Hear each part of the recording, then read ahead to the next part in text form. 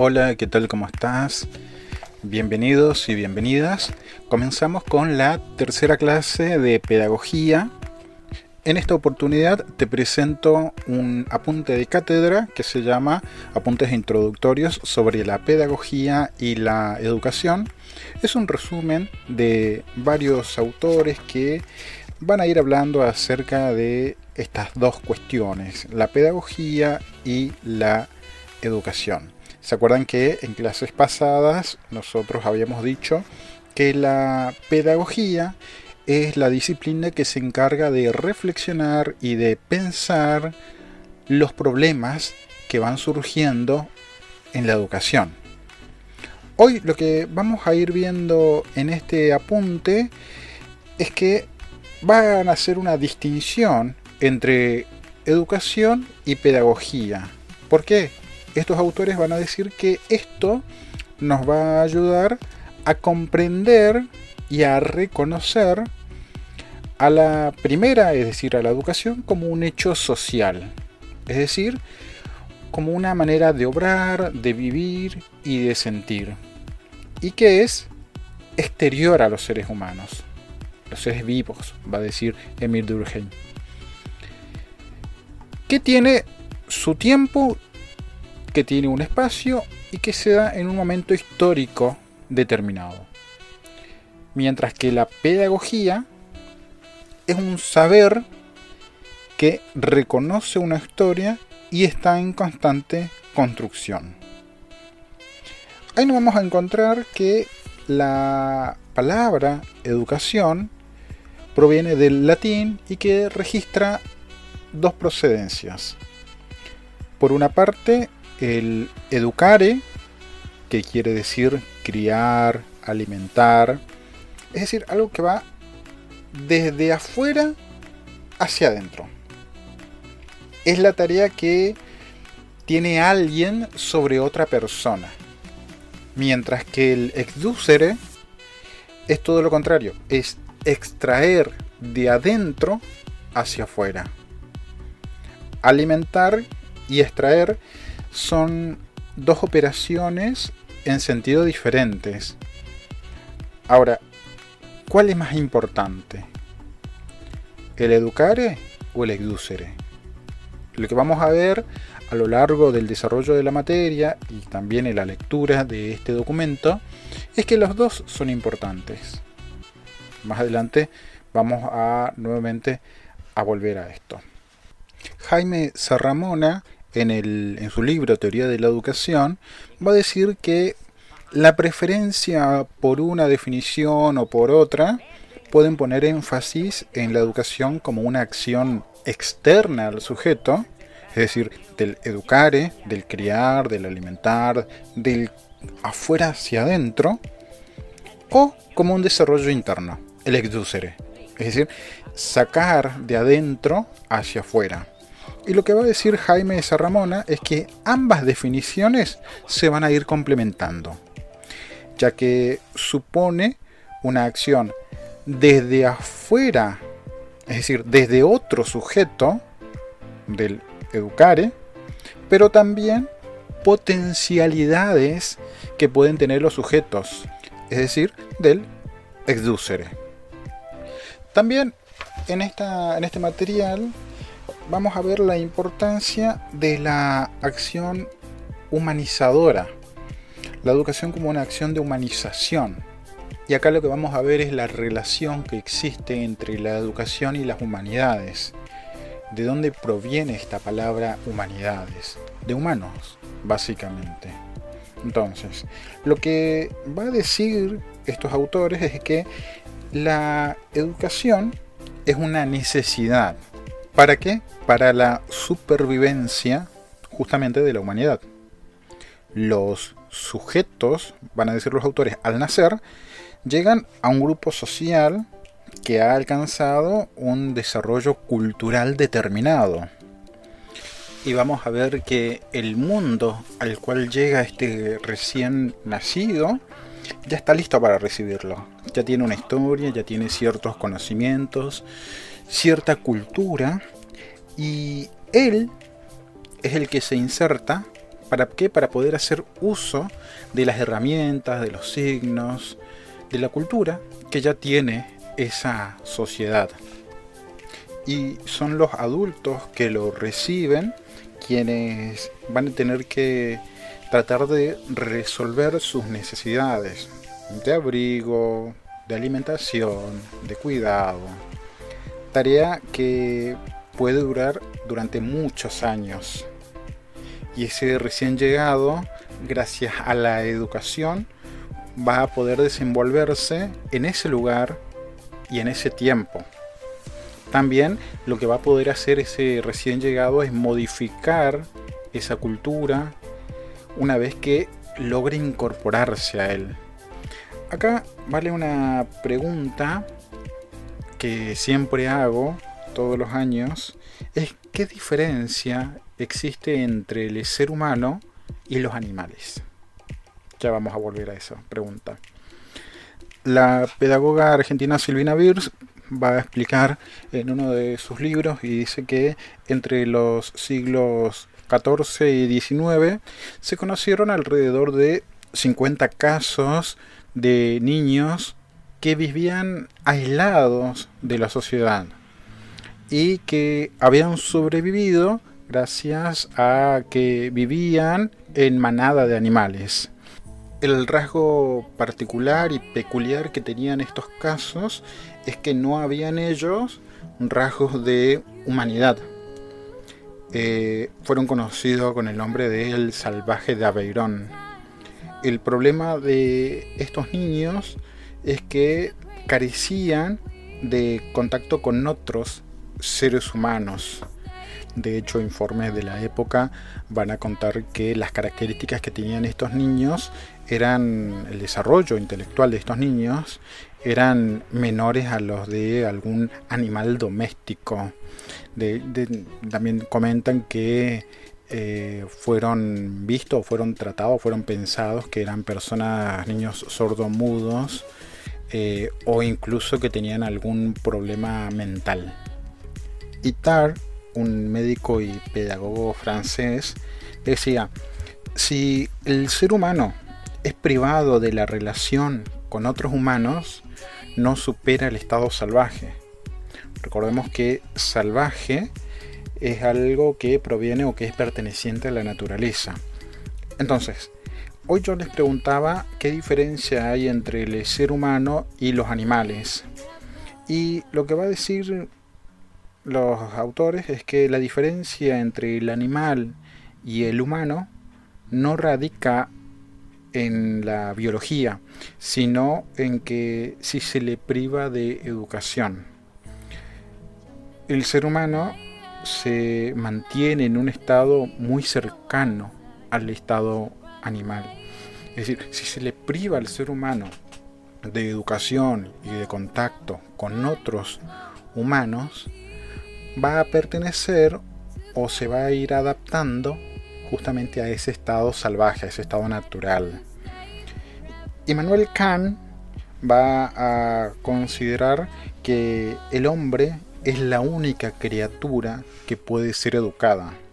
Los animales, en cambio, nacen con disposiciones que les son suficientes para la supervivencia. El psicoanálisis, por ejemplo, va a decir que el hombre se mueve por el deseo, por el placer, por la libido, mientras que los animales se van a mover por el instinto. Esa es la diferencia desde el lado de vista psicoanalítico, de la psicología. Los animales poseen una información instintiva que les indica situaciones de peligro, o a la hora de alimentarse, o a la hora de necesitar protección. Ya nacen con ese instinto, mientras que el ser humano, en cambio, sin el cuidado de los padres o del adulto, no puede resolver estas carencias. Necesita inevitablemente la presencia y el cuidado de otros para poder sobrevivir. No reconoce los riesgos, no identifica que es comestible y que no lo es, que se puede comer y que no. Y tampoco sobrevive sin el abrigo y el calor que le proporcionan otros seres humanos. El ser humano no posee instinto que le indique cómo vivir. El animal es todo en un instinto, mientras que el hombre viene inculto. Se lo tiene que construir con los demás, con el otro. No somos solos, sino que somos con los otros. Para Kant no es posible la humanidad sin la acción que ejercen los demás. Son los otros los que pueden sacar al hombre las disposiciones naturales en las que se ha recibido. Y aquí es importante poder distinguir entre la disciplina y la instrucción. La disciplina es la primera etapa que permite borrar del hombre, o del ser humano, la animalidad, su estado salvaje. Mientras que la instrucción se relaciona con la cultura, con aquellos saberes socialmente válidos. ¿Por qué? Porque es con la educación en la que el hombre va a recibir justamente estos saberes y esta cultura. Kant va a decir que el ser humano no posee una inclinación hacia el mal, sino todo lo contrario, hacia el bien. El mal del ser humano se debe al descontrol justamente de la naturaleza. Por efecto de la educación, el hombre será disciplinado. De esta manera lo que se va a producir es una minimización, o será minimizado hasta borrar los rasgos de la animalidad. En segundo lugar está la cultura, que le brindará justamente las instrucciones. Ello lo que va a producir es un ser cultivado, poseedor de determinados conocimientos y de habilidades como el saber leer, el saber escribir. Y en tercer lugar dice que será un ser prudente en el sentido de civilizado. Va a ser conocedor de determinadas normas que van a regir las normas de convivencia, que a partir de las cuales se va a regir una sociedad.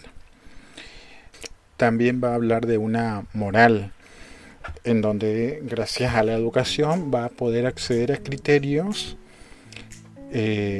para poder seleccionar lo bueno, lo correcto.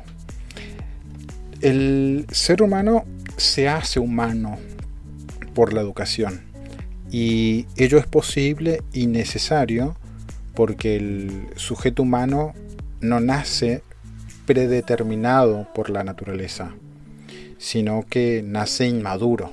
Es la educación lo que le va a permitir ser humano. Por la educación el hombre llega a desnaturalizarse, pierde lo que tenía como dado naturalmente, pero a la vez lo supera. ¿Por qué? Porque lo hace mejor. Jaime Sarramona va a decir que, a diferencia de los animales, el ser humano va más allá de responder a diferentes estímulos que le va a dar el medio. ¿Por qué? Porque va a tener conciencia de sí, y que el ser humano, gracias a la educación, puede intervenir y modificar ese ambiente. Vamos a adentrarnos ahora a otro apartado que se llama la pedagogía como reflexión sobre la educación entre la realidad y la idealidad. Miguel Ángel Pasella Valdés nombra y retoma a Durkheim cuando él dice que la pedagogía es la reflexión sobre la educación. ¿Por qué? Porque vale decir que la pedagogía examina, critica y censura la educación. La mayoría de las veces estudia idealmente cómo debería ser. Y acá vemos que la pedagogía se va a mover entre la realidad y la idealidad de la educación. Acuérdense siempre lo que decíamos en la primera clase. La pedagogía es la disciplina que se va a encargar de reflexionar y de pensar acerca de la educación. El deber ser de la educación supone una multiplicidad de miradas y también de valoraciones, pero todas ellas suponen una concepción algo utópica. La palabra utopía hace mención a un lugar o algo difícil de alcanzar o de ser realizado. Durkheim también va a decir que la educación es histórica y que también es social. La educación es la acción ejercida por las generaciones adultas hacia las generaciones más jóvenes. ¿Por qué? Porque van a decir que las generaciones jóvenes todavía no han alcanzado la madurez para la vida social y por ende necesitan ser instruidos y ser guiados. ¿Por quién? Por la generación adulta, una generación que ya tiene un acervo cultural y determinados conocimientos para poder vivir en sociedad. Serra va a decir y va a retomar algunas reflexiones teóricas. Va a decir que la pedagogía consiste no en actos, sino en teorías, y que estas teorías son formas de concebir a la educación. Y para que un proceso merezca llamarse educacional, lo que en él se aprenda deberá considerarse valioso. Si no es valioso, si no es importante, si no es significativo para la sociedad, no es considerado educacional. Y la educación entraña lo valioso, pero también lo deseable de ser transmitido a las generaciones jóvenes. Y que la educación tiene un componente utópico, que es lo que decíamos hoy, que enuncia mejores estados para el futuro, algo que supere lo actual y lo real. La pedagogía como un efecto de pensamiento y como un efecto de conocimiento para poder intervenir en la naturaleza y poder mejorar de esa manera al hombre. Serra también va a decir que la pedagogía tiene como sentido la intervención en la realidad. ¿Para qué? Para poder transformar las cosas y poder sacar al hombre de ese estado de animalidad. Y remarco esto, lo que decíamos hoy más adelante. El hombre es un ser social y por ende necesita de otros para poder nutrirse, para poder alimentarse, para poder criarse, para poder educarse. Y sin educación el hombre no puede humanizarse, no puede hacerse humano. Solamente el hombre se puede hacer humano gracias a la educación. Bien, hasta acá esta tercera clase de pedagogía. Recuerden, los días jueves de 20 a 21, mientras dure esta cuarentena, voy a estar en un chat en vivo. Mientras tanto, en la plataforma, en el aula virtual. Más adelante veremos si hay alguna otra herramienta o programa que nos permita estar en contacto. De 20 a 21 los jueves en el chat nos encontramos para poder seguir debatiendo de pedagogía. Nos vemos. Hasta luego.